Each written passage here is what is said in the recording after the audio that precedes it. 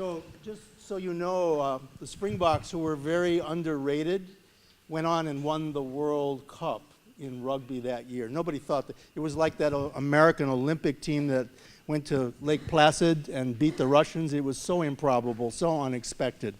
So I want to just start by saying that this is about leadership, this is about constructive dialogue, and I'm going to come back to that a little bit later. I don't know that David Ige is Nelson Mandela, but at least we have something on the table that we can start to argue about, but that's okay. So when I was in my 20s, I lived and worked in a little town in India for 2 years. This was a very profound time in my life personally. If you remember, I see a few gray hairs in here, and if you remember what life is like at 22, you are in a new place. You're in a different place. So it was profound. I learned about India. I learned about my culture. I learned about myself. Not all of it was pleasing. But in the process of doing that, I saw some really eye-popping things that I had never encountered, never ever encountered in my life. And one of those was the aftermath of some very vicious riots that went on all over India between Muslims and Hindus. And this communal rioting still happens. We're not in that place, but maybe we can derive some lessons from it. So, and this still happens. There are communal riots. I was back in India in February, and there was several riots going on in different places. And sometimes they start with a perceived insult, with a truck driver who accidentally hits a cow on the road, or it might be an insult to the imam at the local mosque. And what happens afterwards is a certain kind of dynamic in which, after that precipitating moment, there are these incitements that come from absolutists on both sides, zealots who are Muslim and zealots that are Hindu. And they really rev things up, and there are mobs that form. Mobs form in these communal riots. And often these are made up of bored, angry, alienated younger people, younger men. It's not the old guys who go do the fighting, it's the younger ones, and it always seems to be that way. And sometimes those guys will riot. They're full of adrenaline. They'll rampage through the streets. They'll pull people from their beds. They'll hack them to death. They'll rape the women. They'll burn the stores and homes of their enemies. I mean, it's very violent. Anybody here been to India? Yeah, so you may have been there and noticed some of that stuff. Maybe you saw it, maybe you didn't. It still goes on. And I saw the aftermath of some of this. And a lot of this was always about cows, about cattle, about cows. And cows, as you know, are sacred. There's even a phrase, sacred cow. We use that in English. And cows are sacred to Hindus. And there are wonderful stories about why they are what they are and why they became allies to the gods. And I thought I was getting this in my head. I thought I was starting to understand this.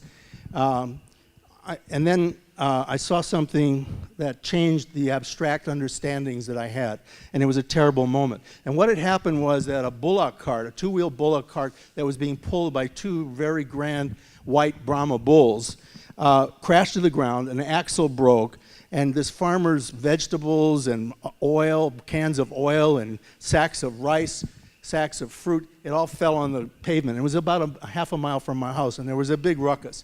A lot of people were gathering. I went there and lurked around and listened and tried to see. There was nothing I could do, but I was hungry to see what was going on. And one of the man's two beautiful animals had a broken leg and it was bleeding. And this farmer, who was poor by any standard we have, was looking at his bull and he was crying, terribly crying. And the animal, I realized, was his livelihood, it was his wealth, it was a pet, it was a member of his family. These are cherished animals there. And a policeman arrived, and then someone who seemed a bit more experienced in animals. Maybe he was a veterinarian or an agricultural officer. I don't know what he was. But he came and looked at the animal, and the animal was clearly in pain. And the man shook his head and kind of pulled on his mustache and just kept shaking his head. And I know in my world, maybe in yours, that animal would have been euthanized. It was a broken leg. It was probably not going to get healed. And we would have wanted to do something to put the animal out of its misery. And I was, what happened next was that a truck came up, picked up the farmer's vegetables and rice and stuff and put it in the back of the truck. They took the broken cart and put that in the back of the truck, and the truck drove off to the village or the hamlet, and then the man walked off with his remaining animal, leaving this cow, this broken cow, on the side of the road. And I'm thinking to myself, I can't stand to see this animal suffering. I can't stand it. You think about your dog or your cat or your pet or even one of your children in pain and how that would hurt us. And if it was me, if it was my cow, I would have put a bullet in him. I would have put a bullet in his brain to put this animal out of its misery. But it was different in India. It was different. And all abstractions I had about sacred cows out the window. And when I tried to understand what was going on, I couldn't quite get it. And then friends of mine told me this was all about karma. This magnificent animal may have been the reincarnation of somebody else, and that there was a suffering that needed to happen. And maybe the animal needed to suffer more before it was reborn, or maybe it was the farmer that needed to suffer, or maybe it was me, I don't know. It could have been me too. But what really started to hammer home for me in this incident, and has come home in other ways, is this whole question of worldviews, culture. We think we understand things, and then all of a sudden we realize we only understand it superficially. So today I'm thinking a lot about the contradictions. In preparation for this, I've been thinking a lot about contradictions and paradoxes of what might be sacred in my little life. And I come to you very humbly because I'm not a religious person. I have some little bit of background, but not much, to tell you the truth. And how hard it is to understand sacred objects and sacred places of other people. I can sort of begin to understand a few things about my own, but it's a challenge to understand it. And it does have to do with worldviews and with culture. And I know we're going to hear from some of our friends about Hawaiian culture. Those are mysterious terms, worldviews and culture. And we throw those terms around and we bandy them about, and very often we talk past each other. And we sometimes use those as a sword or a shield in some battle that we're engaged in. But the very best definition, and I did study this when I was in graduate school, the best definition I ever heard, I heard a lot of academic ones, but the best one I ever heard was, culture is the way we do things around here. Right here. Right here is how we do things. That's the best definition of culture. And it could be an organization, it could be a profession, it could be at your home, it could be in your community, it could be among Japanese. I'm married to a Japanese woman. It could be among, the university has a culture, or you have a culture here in this fine organization. It's how we do things here. That starts to tell us something. But worldviews are a little different, and I was puzzling around about this. And worldviews are literally the water we swim in. It's like that metaphor about the fish swimming in water. Does a fish even know that it's in water? And probably not until you take it out and then something's going on. Hey, something's happening. But is it aware in some part of its fishiness that there is something called water? Or is it something so obvious that the fish never thinks about it, the way we don't think about air until we can't breathe? We just assume it. We swim in our worldviews. That's the waters we swim in. And the other thing that has occurred to me is that, before I kind of talk more about sacred and what little I know about it or think about it, is that we all have multiple cultures. There was a time maybe when we were all one, we only had one culture, but not anymore. We are many, many different things. And I'm someone with Jewish forebears, a line of people most of whom were killed in World War II. I'm a first-generation American myself, and they were turned into kindling. Those people are gone. My ancestors are gone. That's part of my worldview. That's part of the waters I swim in, but it's not the only one. I'm also a trained social science, so I swim in those waters, and I'm a mediator and a planner, and I swim in those waters.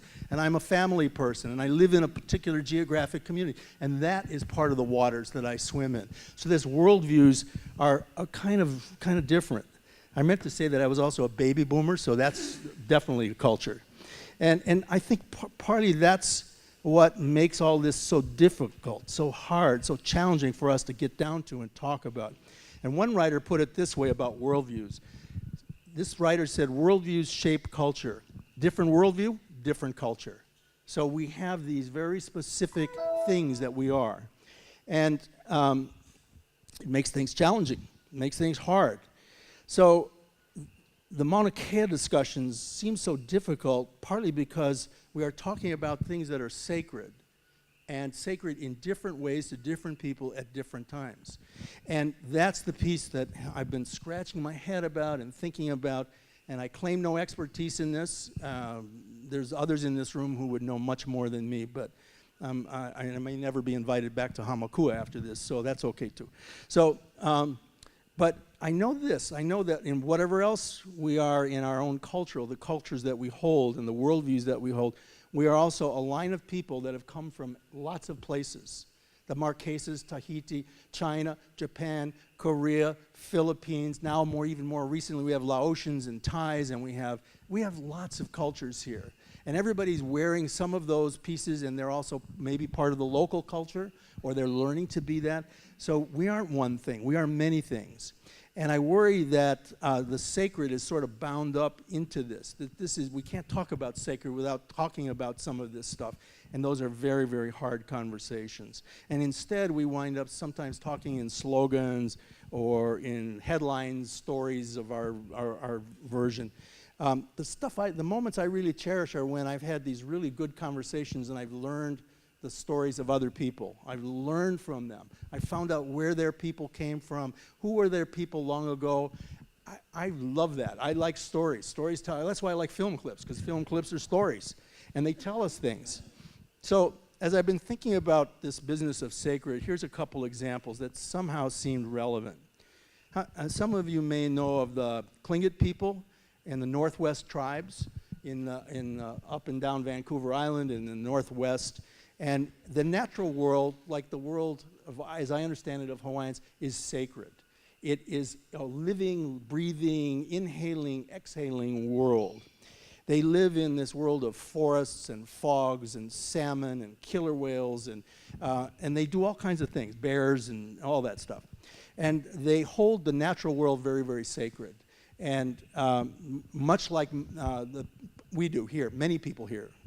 And they also carve totem poles. Anybody ever seen those beautiful totem poles in the Northwest, maybe in museums?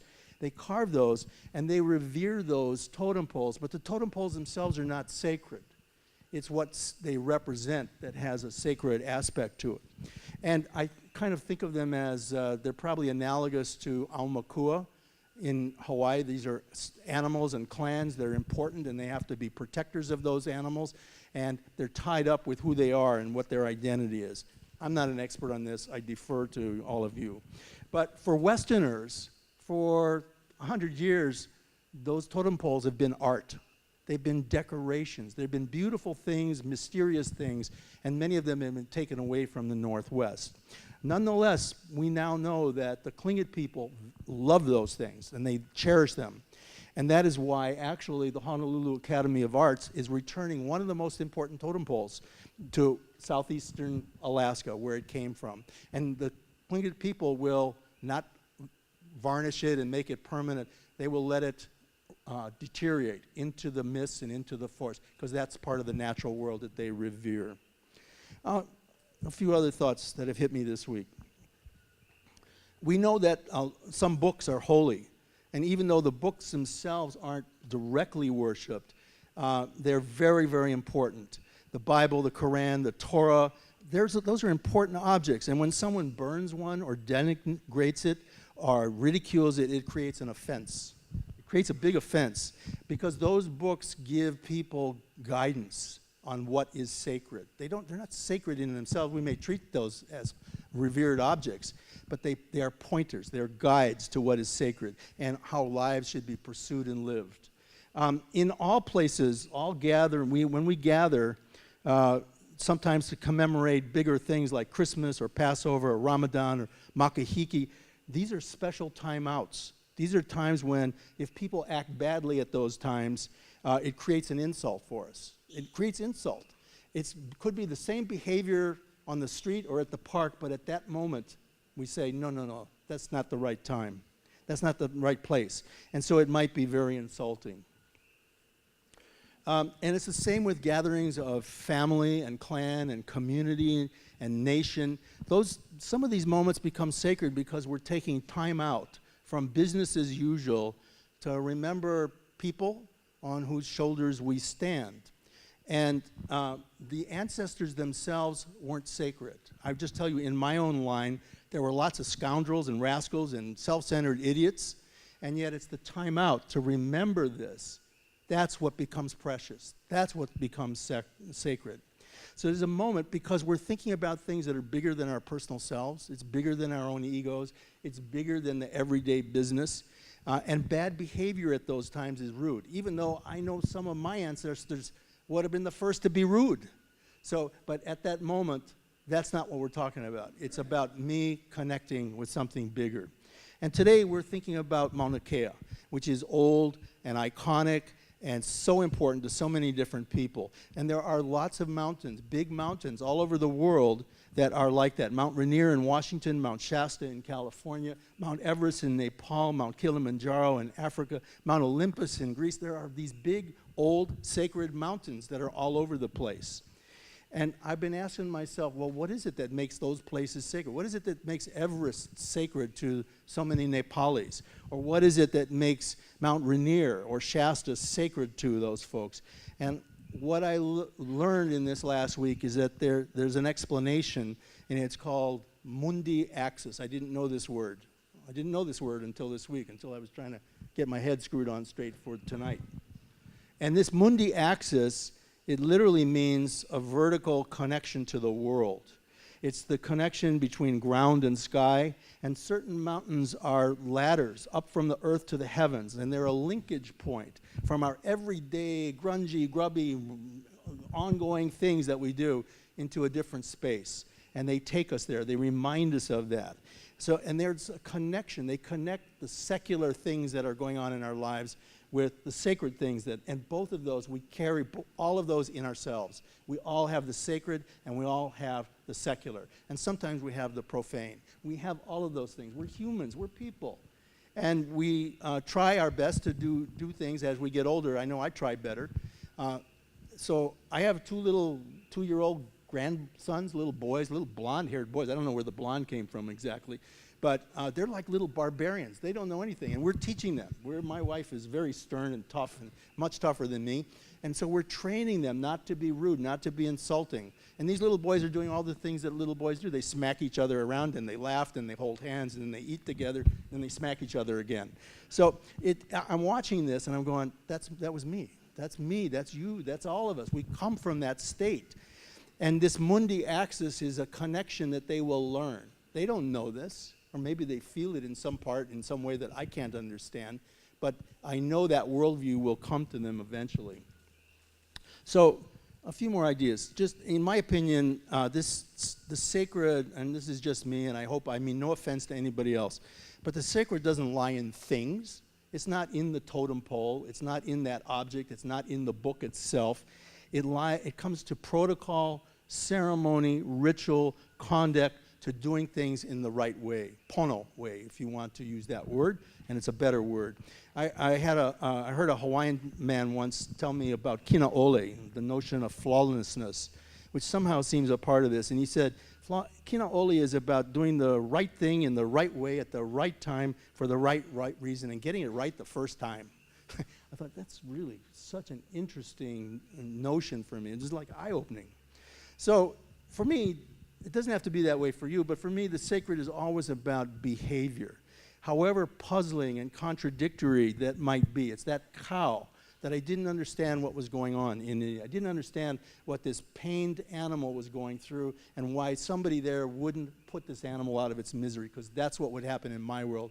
It's not their world. It's different. And those animals are sacred objects, but it's more what they do with the animals that is so sacred to them. And there are contradictions and paradoxes, and it's not always pretty. So just to put a point on this, I really believe that in life, we are what we do. We're not what we think. We're not what we write. We're not what we profess. We're not our sound bites. We're not our slogans. We're what we do. And hopefully we learn to do it right. but I know that I don't always do it right when I'm confronting somebody else's worldview. And I know this Mauna Kea issue is so complicated, and I want to do it right. I want to be right. Now, I don't know what that means yet, but hopefully by the end of this Odyssey, tonight and beyond, that I will. So, a few more thoughts, and then I'll bring this to a close. Sorry? Okay, sorry. So, I'll just say a couple things. So, in Hawaii, I've been struck how we've become so accustomed to dealing with difficult subjects through nasty blogs and argumentative press releases and bad-tempered public meetings and through 3-minute positions and statements at legislative hearings and endless litigation. And litigation may actually be the most eternal thing of life that we have on earth. But don't misunderstand me. I believe we need brave people who have raised tough issues, and we have some of those in this room, who raise the issues and will force us to confront things that we need to look at. They will call out perceived injustices and discriminations, but I also know at the right time and in the right way, and in the right spirit, we have to have solution seekers and people who will find answers for us, because we can't live in a constant state of agitation. Some may want that, but that's not the kind of leadership that I want. I get fatigued by it, and I make a living. I work in this world of this stuff. So I'll just finish by saying, you know, when I was a kid, I had a partially formed brain. I really believed passionately in sports and rock and roll and fast cars and girlfriends and a few buddies and getting away into the wilderness to drink beer and smoke cigarettes and that kind of stuff. And I still would kind of like some of that stuff. But I really also believe we are so challenged locally and nationally and internationally with very tough problems that it's only going to be through a group of people who can come together with reasonable intelligence and reasonable civility and reasonable goodwill, who will help us find the right pathway, who will help us find that. And that's where we need this new kinds of conversations on this very, very hard issue, which invokes many other things. So we need leaders to discuss these promises that have been made in the past and are unfulfilled. We need discussions on what happens on the mountain when Mauna Kea leases are up. We need discussions on ceded lands. We need guidance from Native Hawaiians. There are a lot of different voices, and people like me need some kind of credible guidance on protocol. How do I do this? How do I behave properly? Because I don't want to insult and I don't want to inflict any disrespect. In fact, quite the opposite. I want to honor that history. It's a mountain that I love. I'm going to end with a little poem from a colleague of mine who works in the same world I do. He does a lot of this, but he works in heavy-duty conflict zones, in those communal riots, in places where if they don't get it right, people die. And he's a person who's building these little suspension bridges across the chasms. And here's what he said, and I love it. He says, "I dream the day when by the coal fire your great-grandchildren climb on the laps of your children and beg not to be put off to bed. Grandma, Grandpa, tell us again, how did the troubles end?" Thank you.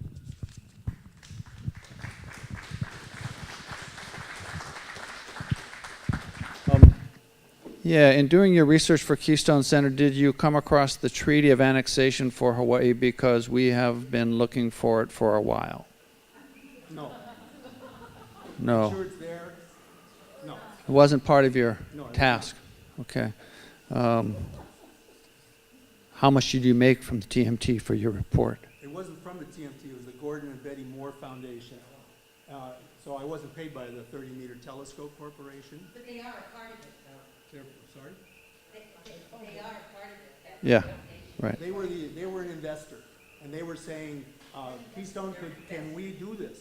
Can we get this? What are the risks we run? That was my task. That was my mission. So they invested in it. That's right, they're investing. Yeah, they're an investor in it, but they're not the TMT. Right. So my job was to do a little diligence on, here's the tripwires that you're going to run, here's the gauntlet you have to run. And I don't remember how much we were paid, but however much it wasn't enough. Yeah. You can find out. So, thank you, Peter. Thoughtful, creative conversation, and we'll figure out how that fits in a while.